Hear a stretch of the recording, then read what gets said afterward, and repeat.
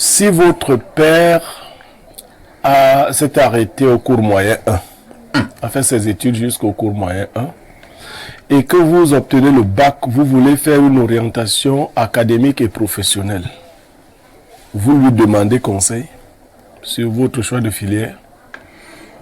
C'est compliqué. Non. D'accord. On fait comme si dès qu'on est parent, on est sage. Il y a des parents toc-toc. Ah bon? Qui ont raté tout eux-mêmes. Si tu veux rater, il faut lui demander. Tu as quand même dans la famille des oncles. Non, moi, c'est pas la notion de parent qui, en termes de géniteur, vous comprenez ce que je veux dire? Quand je cherchais une orientation académique, je n'ai pas demandé directement à mon père et à ma mère. J'ai demandé à un oncle qui avait fait les universités, parce qu'il en avait l'expérience. D'accord? Vous comprenez ce que je veux dire? Tout à fait.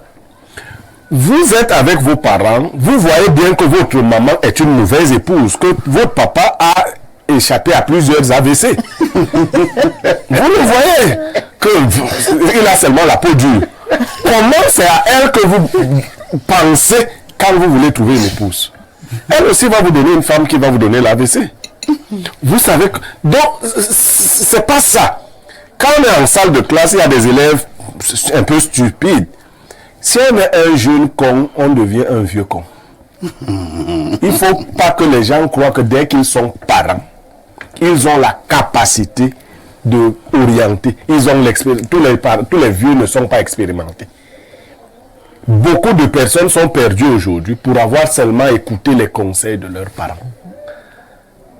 Bon, il y en a aussi qui se gargarisent à l'idée que si je me trompe parce que c'est ma mère qui a fait le choix pour moi, tant mieux. Non!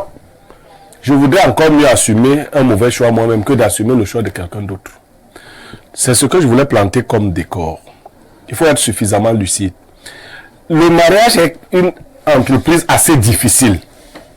Quand on va vers cette entreprise, il faut certainement s'informer autour de la personne, sur nous-mêmes, autour de la personne, voir les gens qui ont eu une belle expérience de cette affaire.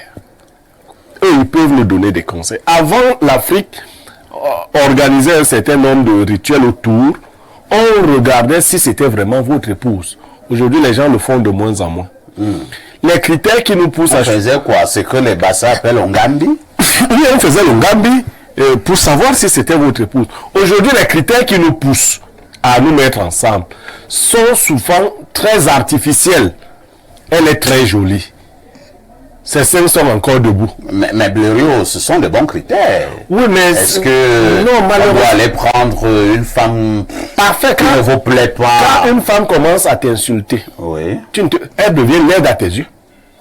Oui, une jolie fille qui t'insulte devant les gens devient laide. Tu comprends? C'est là où tu te rends compte que sa beauté est une beauté diabolique. Mais c'est des choses... La beauté du diable. Oui, c'est des choses que d'autres personnes peuvent voir simplement. L'orgueil. Moi, j'échange avec toi une dizaine de minutes. Je dis souvent ça aux gens. Quand vous causez avec moi, ce n'est pas ce que vous me dites que j'entends. C'est ce que vous ne me dites pas que j'entends. Quand vous causez avec quelqu'un, il y a quelque chose qui reste en la personne. Si vous entendez cette chose-là, vous savez qui est la personne.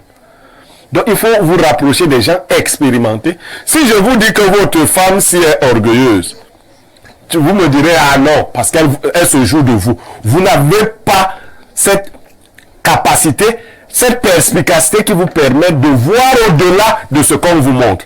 J'ai vu beaucoup de jeunes filles qui attendaient seulement l'aucun. Aucun look.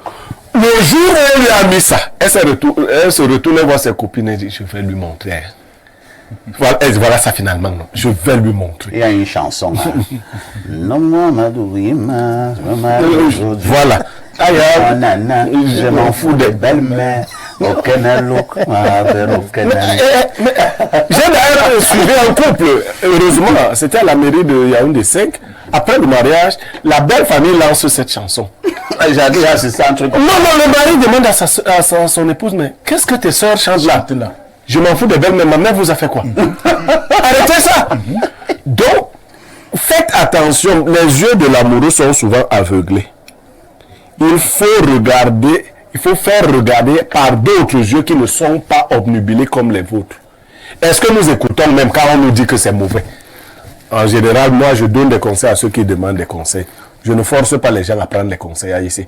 Des fois même, je te vois aller vers le cimetière, je te laisse. Parce qu'aujourd'hui, j'ai marre d'entendre que j'avais donné les conseils. Tu prends ta part, quand ça te tue, on vient au deuil. Nous aimons choisir des choses qui nous dépassent.